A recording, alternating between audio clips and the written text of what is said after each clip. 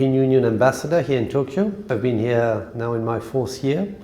I'm a French and German citizen, but I've worked now more than 30 years for the European Union institutions before having the privilege to serve here in Tokyo and in Japan.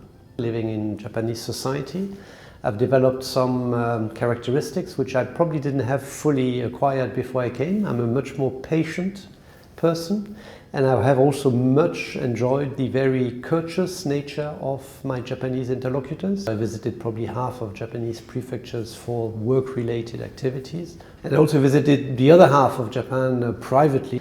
There's one last which is planned for the end of May, before I said I complete my term here in Japan, which is surprisingly Shimane, which is of course a historic center.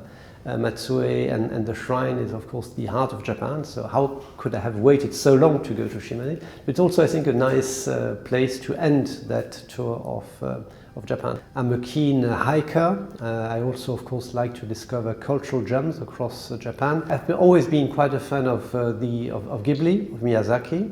My kids grew up with Miyazaki, starting with Princess Mononoke, and I visited Yakushima last year. So we did a 2 days hike in Yakushima. I slept on the mountain there in one of the huts, and this was one of the most beautiful hikes I've done in Japan. So I also discovered a new activity in Japan on my 1st year here, which is triathlon.